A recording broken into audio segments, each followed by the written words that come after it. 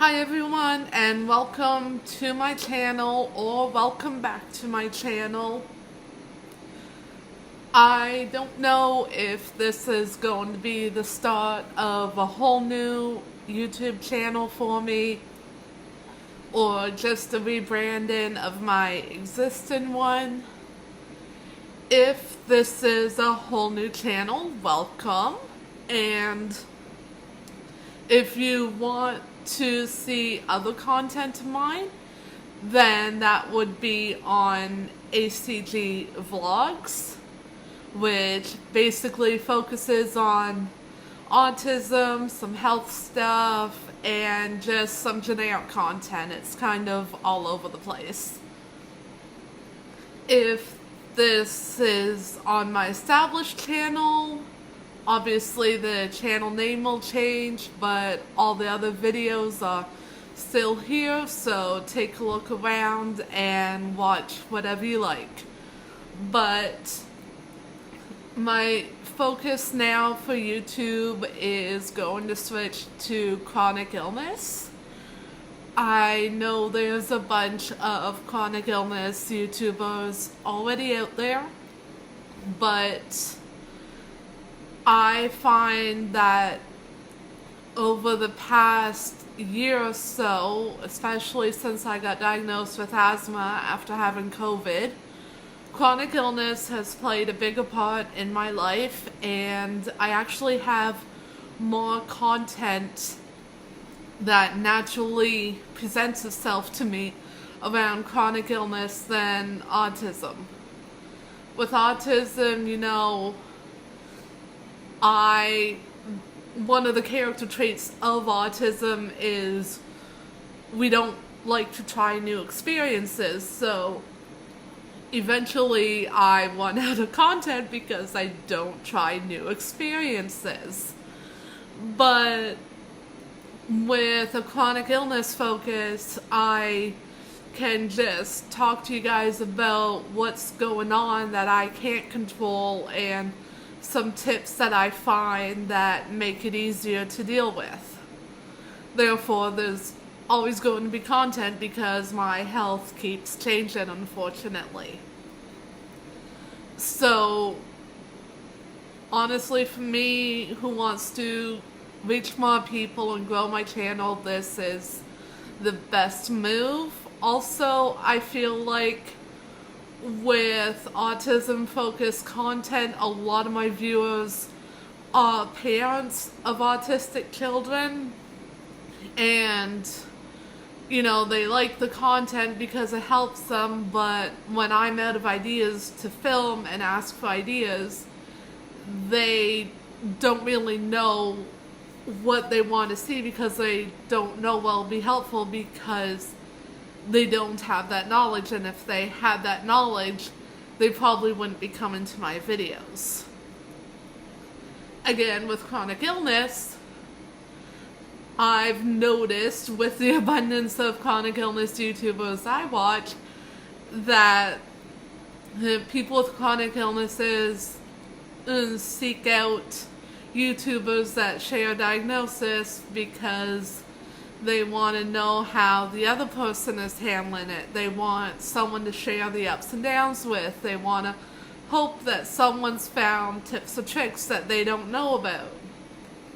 And they just want to support each other because then they know that we have it rough. It just seems like this is all around the best move for my channel.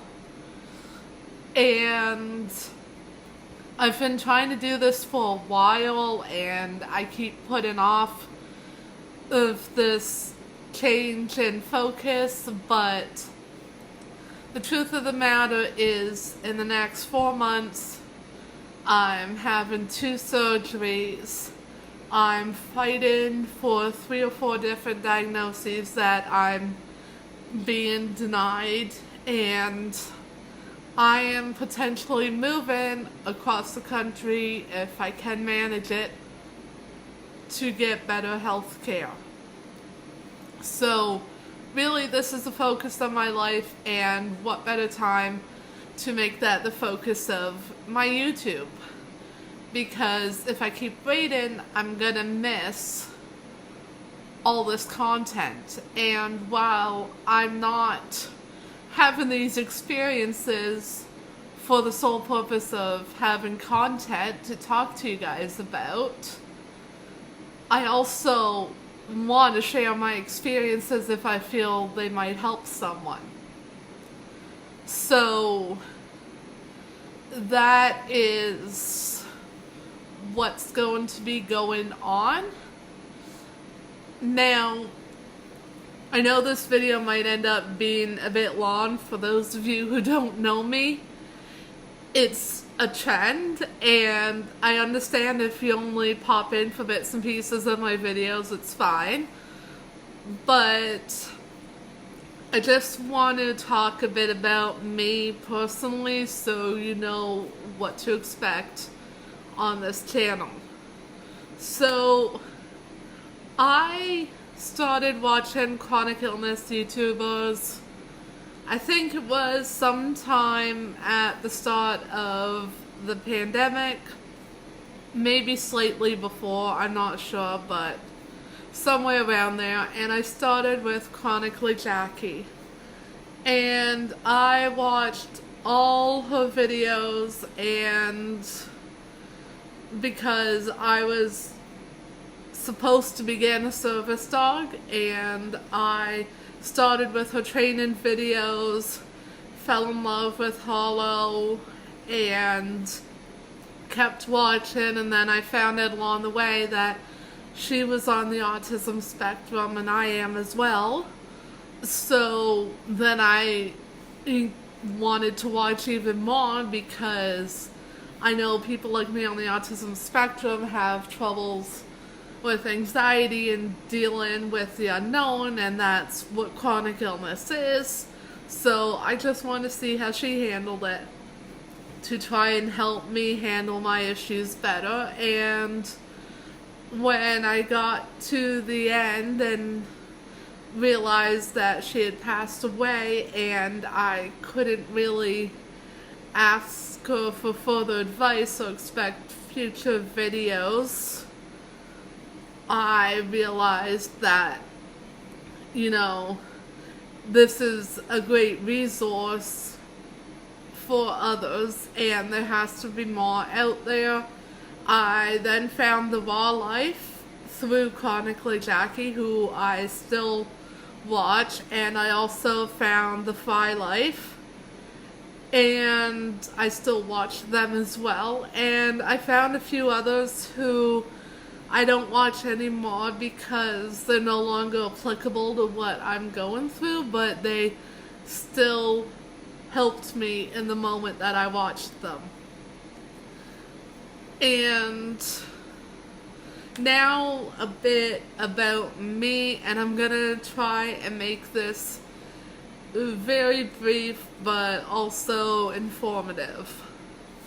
So basically, I'll go from my head to my toes with everything that I'm dealing with.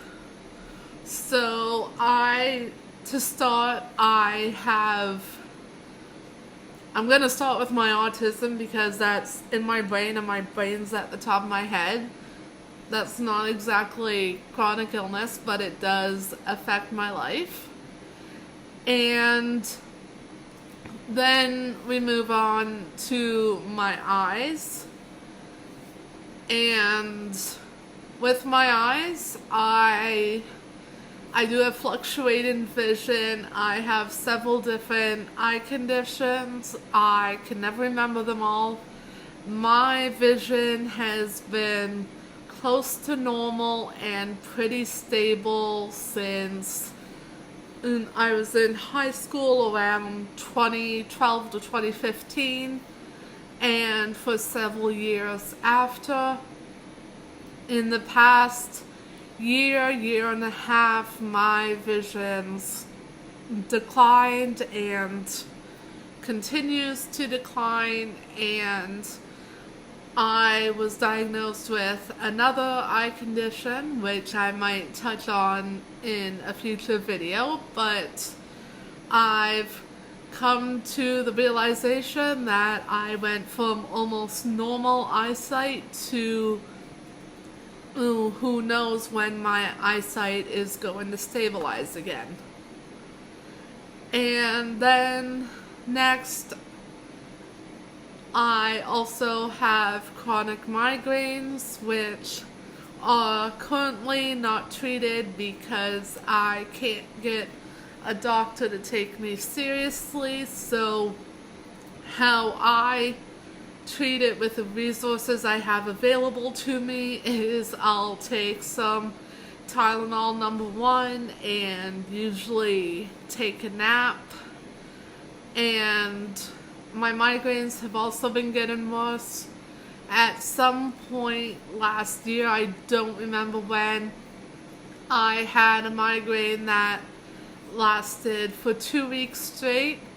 And then my very next migraine after that, I experienced the worst brain fog that I have ever had.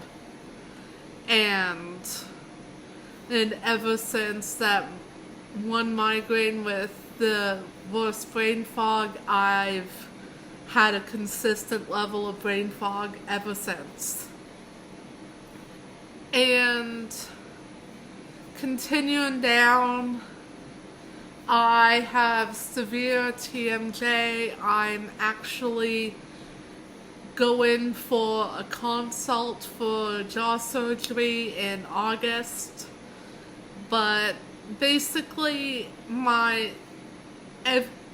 everyone's TMJ joint sits in like a fluid capsule, and it is expected, suspected, whatever the right word is, that both of my capsules have ruptured.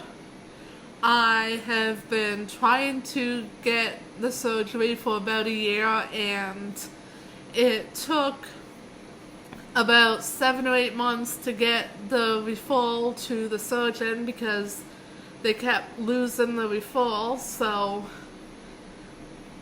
things have gone from not too bad to unbearable, and as I'm filming this, it is mid-May. Since the end of March, I have been considered critical, and yet I still can't get a consult till August. So that is playing a big part of my health. I'm watching my teeth wear down. I'm feeling parts of my jaw disintegrate. My whole bite has changed. I feel constant squeezing right here, and if I press hard enough on one side, I can feel it pop out a bit on the other. And that has also caused a degree of hearing loss. And continuing to move down, I'm suspected to have POTS. Again, I haven't been diagnosed. That's one of the diagnoses that I've been fighting to get. My heart rate can be, it's normally anywhere between 78 and 86 when I'm sitting, and just by standing and taking 2 steps, it's up to 110 to 120. And yet I can't get a diagnosis of POTS, but that is one I've pretty much self-diagnosed, as much as I know I shouldn't, and I'm gonna keep fighting until someone tells me I definitively have it or I definitively don't. So far, the only answer I've gotten is, we don't know what that is. So it's not like people are telling me I don't have it and I'm insisting I do. Nobody knows what it is in my area. So there's that. And then next is my asthma, I had COVID last year, and while it didn't hit me very bad in the moment, I ended up developing asthma from it. And for the most part, my asthma is well controlled-ish. I've noticed the more my jaw screws up, the more my asthma flares up. Like, I'll actually feel like someone's putting pressure here and squeezing my neck if my jaw shifts in a certain way. So that's why I said controlled-ish. But honestly, most days I don't even remember I have asthma, and I don't even remember to take my daily puffer. Some days, that's how bad it is. And then I go through a flare, and then it's like, oh yeah, how many days did I miss my puffer? And continuing on, I also have some undiagnosed stomach issue. There is a good large number of foods that I can't tolerate, and there's no rhyme or reason to it. So nobody can figure out what's causing it because there's no rhyme or reason. Like, just a couple examples are 1% milk, hazelnuts, seafood, honey, and whole wheat / whole grain. As you can tell, there's like no pattern, so nobody knows what's causing it. They just know that there's a list of foods that my body will refuse to digest under any circumstances. And next is kidney issues. I haven't formally been diagnosed with kidney disease, but I've been told that my kidney function is not as good as it should be. And along with some of my other health issues, that does make it play a major part in my health. And I also have type 2 diabetes, which for the first time in my life, since I got it in 2017, it is well controlled. I actually lowered one of my medications for it 2 weeks ago, and if things keep going the way they are, I should be able to lower it again. Excuse the hiccups. But that is still something that plays a part in my daily life. For example, the other day I was sitting here working on a school assignment, and my blood sugar decided to drop from 5.8 to 3.4 in 20 minutes. And that's not something that's ever done before. So just when I think I know my diabetes, I don't. And next is I have hip trouble. I have severely hurt my hip several times, and I actually have hardware inserted into my hip to stabilize it. And that can come with a lot of pain. It can come with a lot of balance and mobility issues and chronic pain, and I think I have arthritis or bursitis in that same hip, and sometimes the pain will shoot right across my tailbone and into my other hip. And I also have arthritis in my left knee. I fell in the hospital in 2020 when I was in there for another one of my health issues, and I tore a ligament in my knee. The hospital didn't properly diagnosed the torn ligament, so it did not heal correctly, and I got arthritis. And sorry, my computer just locked on me. I guess that's a sign I should probably end this video soon.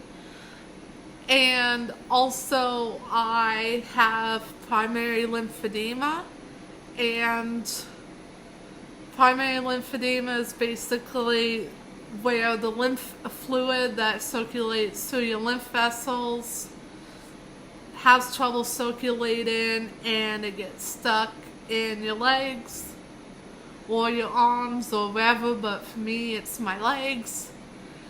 And this is probably one of the toughest conditions I deal with.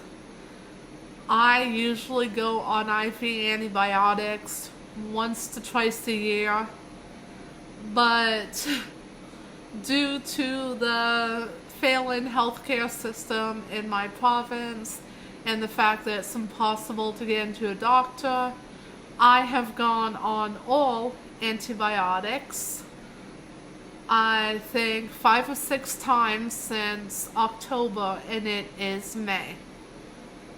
And I actually became resistant to one of the antibiotics that has helped me the longest because of this, and I'm almost out of antibiotics to try.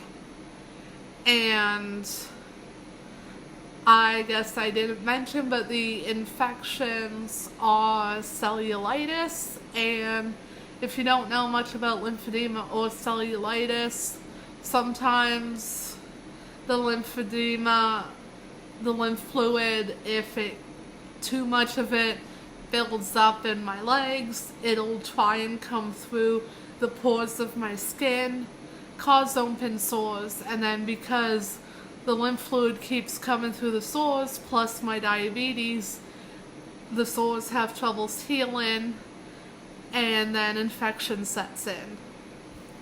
So I'm kind of at a huge disadvantage with both of those conditions. And also, I've been trying to get a diagnosis of ehlers-danlos syndrome because I constantly have my fingers dislocated. I don't anymore, but when I was a kid, I was always having one of my shoulders dislocate, and my hip that has the hardware in it, that's been dislocated at least once a week since the last year. So that is something I'm trying to get checked out. And in amongst all that, I also have several mental health issues. I have PTSD, anxiety, depression, and I match all the signs for borderline personality. I'm just waiting to have my psychiatrist realize that. So that's all I have going on. If you've stuck around this long and you have any of those long lists of conditions that I shared, please feel free to subscribe, and we'll go on this journey together, and I'll support you and your journey, and hopefully I can provide some tips and tricks that help you out. But for now, that's all, and I'll see you soon.